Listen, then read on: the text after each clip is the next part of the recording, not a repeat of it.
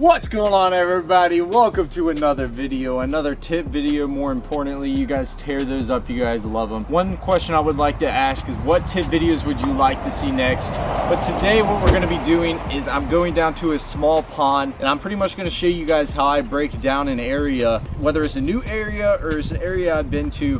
Pretty much how to break down small ponds and how to fish small ponds and how I go about it. So let's go ahead and go down to the pond, baby. Just got down to this pond right here, and as you can tell, it's just a small little area. Most of you guys are probably going to be fishing some smaller ponds. This pond right here is very small. But when I come to a new location or when I come down to a pond, there's a few things I really look at even before I make a cast. Obviously, when I'm looking at the pond right here, just a smaller area, very isolated place, there's not really much going on. And as you guys can tell, you know, I see a few things that really catch my eye.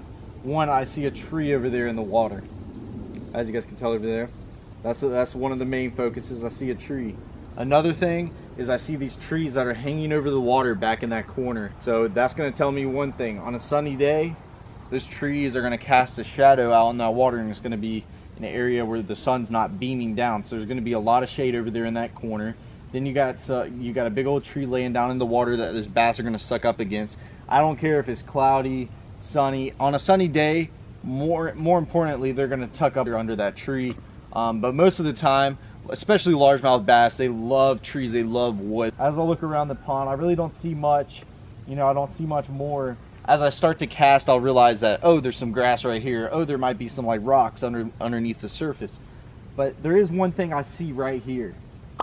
As you guys can tell, there's two little stumps or two little pieces of wood that are sticking out of the water, and they're just kind of out there by themselves. They're very isolated, and bass love that stuff. If you guys ever see anything isolated in the middle, whether it's like a little twig sticking up out of the water, maybe there's like a tree stump or a tree that's sticking out of the water, you need to throw at that. Like that right there, you know, that's just a little piece of wood. I'm going to be starting off with a spinner bait. What I tend to do when I go to these little areas is I start off with a moving bait first and see how active those fish are. If the fish aren't like wanting to really cooperate with me, they're not really trying to bite, it's, you know, I might switch over to, you know, a slow working bait. You know, I'm gonna switch over to, you know, my soft plastics, my crawls, my worms, that whole deal, and that's what I'm gonna do. But when I first go to a location, I usually start off with a moving bait first to see if I can catch those active fish, and then throughout the day I'll slow down and throw me a worm. And it all depends on the conditions. Like if it was bluebird skies out here, super hot, I wouldn't even start off with this. I'd probably just go ahead and move over to my crawl or my worm. If you guys want to check out my other tip video where I talked about my crawl, where you can pretty much work it all different ways, that's another good option, especially if it's super sunny outside but you want something to throw around moving anyways. But as you guys can tell, that isolated cover right there, I got this old spinner bait, some Colorado blades, and then I actually painted some of the blades red. This is the Fish Head spinner baits Primal series with a little trailer hook on it. You got this very dirty water, you got a little bit of cloud cover in the sky, not too much sun, no wind at all, but I'm gonna slow roll this through. Let's make a cast right out there. I promise you guys, like 90% of the time there's gonna be a fish on structure like this, or these little trees. There's gonna be a fish on that stuff. Maybe he's not wanting something moving today, because I promise you, especially in a small pond like this, there's not going to be too much. You know, maybe some ponds that people go to, there's going to be a lot of laydowns in the water. Maybe there's a lot of rock, you know, who knows, whatever it is. But especially on a place like this where there's really not much, like I said, there's a tree over there, and then there's like these little trees that are hanging over, and I know there's going to be a little bit of shade back in this corner. But you know, the one thing is there's not too much stuff for these fish to hide on. There's not many rocks. I haven't seen any rocks at all. You know, there's not too many trees. So when I see something like that, I'm 100% casting at it. But I'm just gonna start going down this bank right here, fan casting, see if they're gonna try to eat this moving bait. So I've been throwing this around for quite a second. I didn't have any bites on it. I'd really like there to be some wind out here, especially when throwing a spinner bait. It's just something I had on my rod, and I was like, I'm gonna take it down here and throw this as my, you know, moving bait and see if I can catch any active ones. But I'm actually gonna cut this off, tie on a Texas rig, put a regular Zoom speed crawl on there, and we're gonna go around and catch some fish. We're gonna work it on the top, we're gonna walk it on the middle and on the bottom, and see if we can catch some of these fish out here. Instead of a Zoom speed crawl, I actually got a little rage crawl on. Got a little lead bullet weight, little EWG 3-aught hook. I'm gonna go down this bank, cover some water with this thing. I'm actually gonna reel it at the top of the water to start off with, especially in this little, actually had something hit it right there. Right away, right off the bat. It's gonna cover a lot of water. I don't know if you guys watch some of my videos. I'm a big fan of throwing a rage crawl on top of the water and right below the surface and actually reeling it rather than just using it as a little flipping bait. I'm a big fan of using it as a, you know, moving bait and a slow moving bait at the same time. Oh yeah. Oh my gosh, it's a huge one. I saw him come right off. Put him right up on the bank. There we go, baby. He ain't a monster, but he's a good quality fish. Oh man, what a beautiful one right there. Let me tell you guys something right now. Look at that. That's a beautiful fish. He's about, let's say 2 1/4, maybe pushing about 2 1/2. Really thick. He's a thick fish. He's not. That is a beautiful fish right there, guys. Let's get a quick release on him. Now I'll show you guys how I caught that. There we go, guys. Beautiful little bass right here. Solid, thick, and healthy one. Let's get him back in the water. There he goes.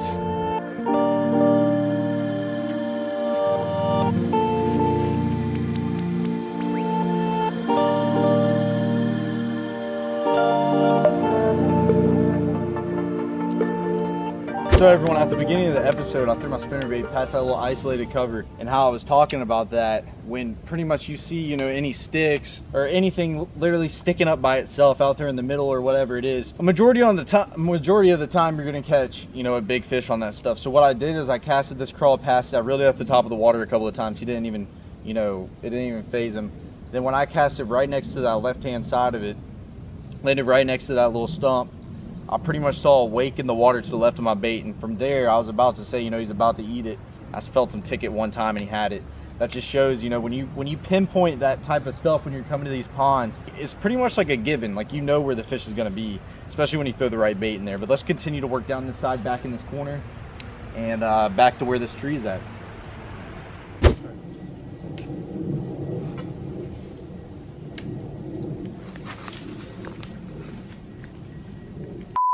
I cannot believe that. Guys, I cannot believe that. That's unbelievable. I have no idea. I skipped up under that tree back there and he ticked it right away and it just snapped right off and I tried to hook set him. All right, I'm about to get my revenge on this fish right here.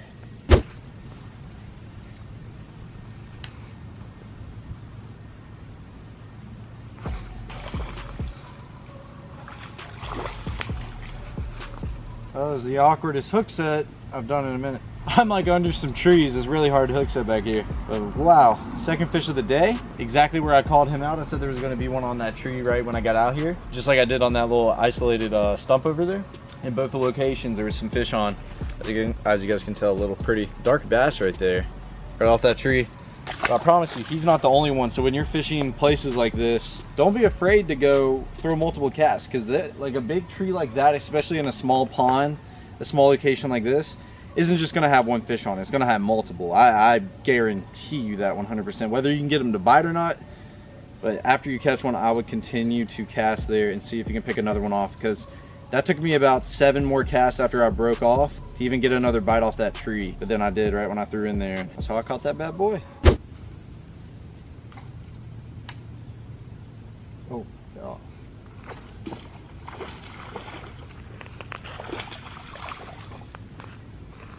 Two casts right after that one in the same exact spot, caught another fish. Shows you right there. I'm just proving everything that I'm saying back and forth. Is there's gonna be more fish on that tree. That was 2 casts literally in the same spot, and I caught another little beautiful bass right there. Nothing super big, but super, these fish are heavy. It's really weird out here. These fish got a lot of weight behind them, but in the same spot, threw it in there, he just ticked it. Beautiful little bass. So there's actually another reason why there's a lot of fish stacked right here, rather than me just saying, you know, this tree is the reason why. But there's actually some water flowing in the pond right back here in this corner, and that's where the water's coming in at. Fish love that little current, you know, that little water pushing through. They're just gonna stack up all around that, especially where the mouth is here. And I'm only fishing in about 6 inches of water. With largemouth, you're not really gonna have to worry about that much. You know, these largemouth, they get up in the nastiest stuff. And you guys would be surprised where I've caught some largemouth. It just blows my mind every time I catch a largemouth in some crazy areas. But I mean, that's just, it's their natural thing. I mean, they're everywhere. They hang out in all this nasty, dirty stuff where you really don't think a fish would be.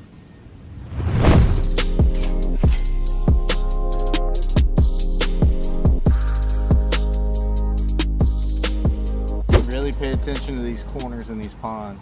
Like right here, it has just a little bit of rock out here in this corner, and it's got a little tree that's sunk in right out here. Oh, I watched him eat it right there. I'm just at a weird angle under this tree.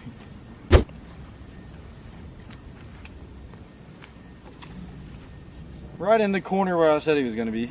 He's a little baby guy, I can tell you that. I could tell how he was hitting it. Never got the bait all the way. Let's throw it back in there. When you get a bite, make sure you throw it back in there.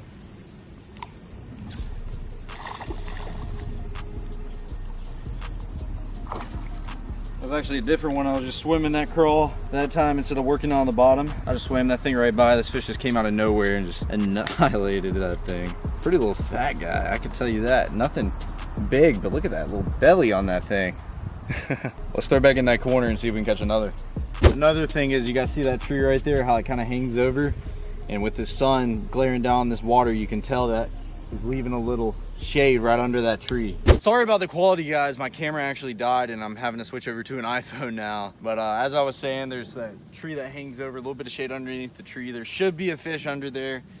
Not always, but there should be a fish. That's one of those things that you need to cast at. Now this is the perfect corner.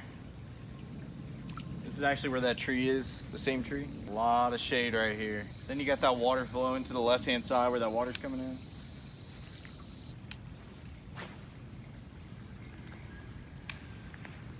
Oh my. That was insane. These fish were, these little baby guys were schooling out there in the middle. It's another way to catch them, man. I saw some fish popping up in the middle of the water out there, and I threw that thing in there before I could even.